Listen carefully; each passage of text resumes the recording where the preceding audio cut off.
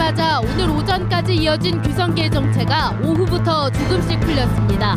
승용차로 서울에서 전주까지는 평소와 비슷한 2시간 30분가량이 걸리고 있습니다. 설 연휴 첫날인 오늘 고향을 찾는 귀성객들의 발길이 이어졌습니다. 고향 땅을 밟은 귀성객들은 환한 웃음을 지었고 고향의 가족들은 차례상 준비에 여념이 없었습니다.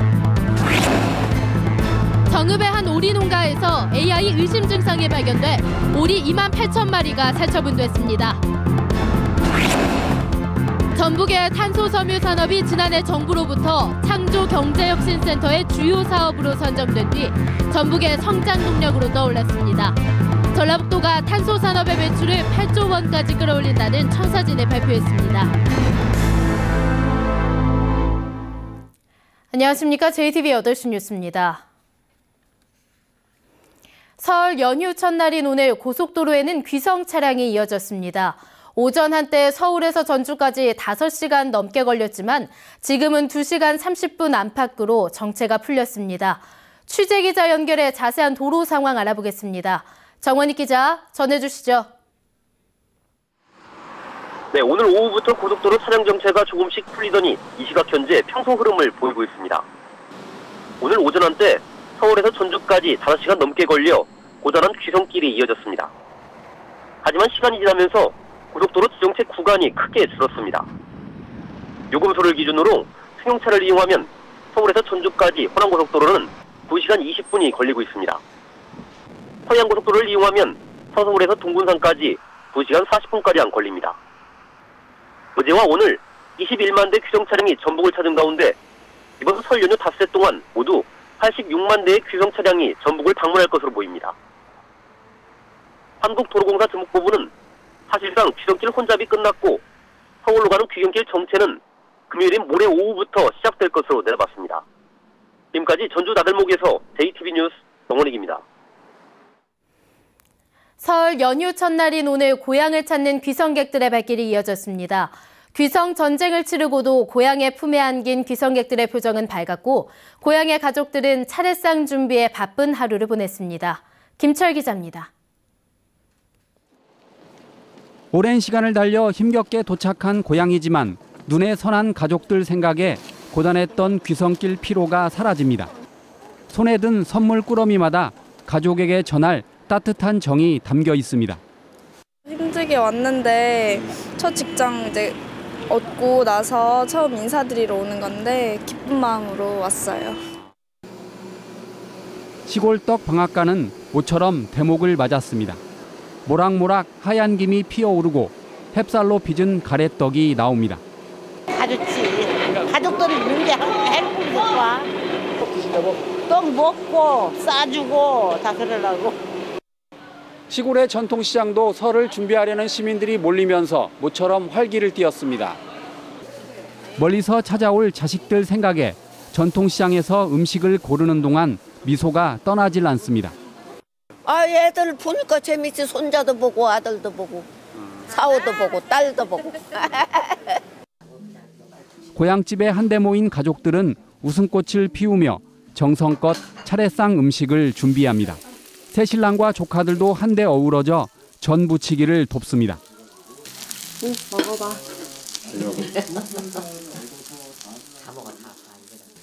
결혼 후 첫 명절을 맞은 새색 씨는 아직 차례 음식 장만이 서툴지만 가족의 소중함을 깨닫습니다.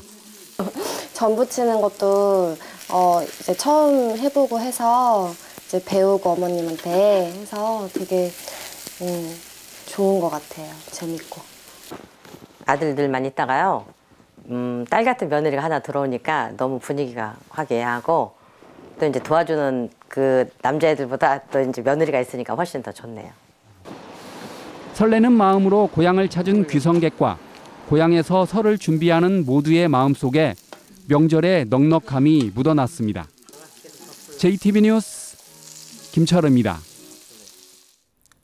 지난달 AI가 발생한 정읍에서 또 AI 의심 증상이 발견돼 28,000마리의 오리가 살처분됐습니다. 전라북도는 정읍시 정우면의 한 유경오리 농가에서 H5 항원이 검출됨에 따라 28,000마리의 오리를 긴급 살처분했다며 고병원성 여부는 내일 오후에 판명된다고 밝혔습니다. 한편 오늘 살처분 작업에 동원된 용역업체 인부 55살 윤모 씨가 휴식 과정에서 갑자기 쓰러져 병원에서 수술을 받았지만 중태인 것으로 알려졌습니다. 설 연휴를 맞아 전북 현안을 살펴보는 순서입니다. 탄소 섬유 산업은 지난해 정부로부터 창조경제혁신센터의 주요 사업으로 선정돼 전북의 성장 동력으로 떠올랐습니다. 전라북도는 탄소 산업의 매출을 8조 원까지 끌어올리겠다는 청사진을 발표했습니다. 송창용 기자입니다.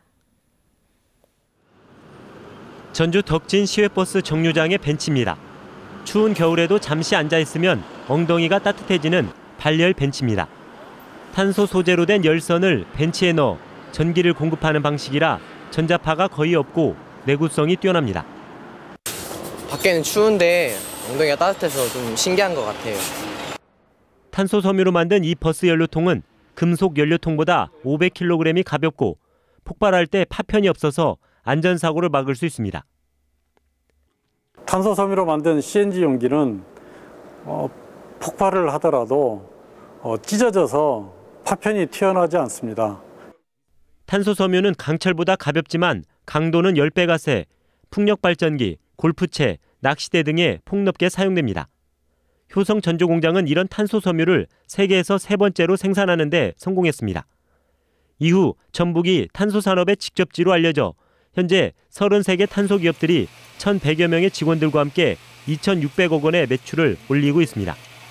이런 성과를 인정받아 박근혜 대통령은 탄소 산업을 전라북도 창조경제혁신센터의 희망으로 평가했습니다. 우리나라의 미래 산업을 이끌어갈 창의적 아이디어를 길러내고 이것이 창업과 일자리로 이어져서 창조 경제가 풍성한 열매를 맺기를 기대합니다. 전라북도는 내친 김에 오는 2020년쯤 탄소기업의 매출과 고용 창출을 크게 늘리겠다고 밝혔습니다. 2020년까지 4대 전략기지를 중심으로 해서 8조 원의 매출을 올리고 190여 개의 기업을 유치하고 2만 6천여 명의 일자리를 만들어 나가는 것이 목표입니다. 다만 더 많은 기업 유치를 위해 전북연구개발특구 지정과 한국탄소융합기술원의 정부기관 승격이라는 시급한 과제가 남아 있습니다. 탄소 섬유 시장은 쌀 산업 위주의 전북에서 미래의 먹거리를 책임질 새로운 성장 동력으로 떠오르고 있습니다. JTB 뉴스 송창용입니다. 정부가 나노산업 촉진법을 만들어 나노기술을 체계적으로 육성하고 있지만 탄소산업은 아직 육성법을 만들지 않아 법률 제정이 필요해 보입니다. 정부는 지난 2013년 나노기술 개발 촉진법을 제정해 소재를 나노미터 크기 범주에서 미세하게 가공하는 나노기술을 정책적으로 지원하고 있습니다. 전라북도는 탄소산업의 경우 지원 법률이 없어서 빠른 성장이 쉽지 않다며 정부의 탄소산업 육성법 제정을 건의했습니다. 찜질방 사우나에서 잠을 자던 70대가 숨져 경찰이 수사에 나섰습니다. 전주 덕진경찰서는 어젯밤 7시 50분쯤 전주시 덕진구의 한 찜질방에서 70살 정모 씨가 제대로 움직이지 못해 병원으로 옮겼지만 숨졌다며 사우나 측을 상대로 정확한 사고 원인을 조사하고 있다고 밝혔습니다. 날씨입니다. 설날인 내일 전북은 대체로 맑은 가운데 전주의 아침 최저 기온이 영하 3도, 낮 최고 기온은 8도로 평년과 비슷하겠습니다. 설 연휴 사흘째인 모레도 대체로 맑은 날씨 속에 전주의 아침 최저 영하 2도, 낮 최고 11도의 기온 분포를 보이겠습니다. 주말인 토요일 오후부터 일요일 오전까지는 전국적으로 비가 내릴 것으로 예보돼 귀경길 빗길 운전에 각별한 주의가 필요합니다.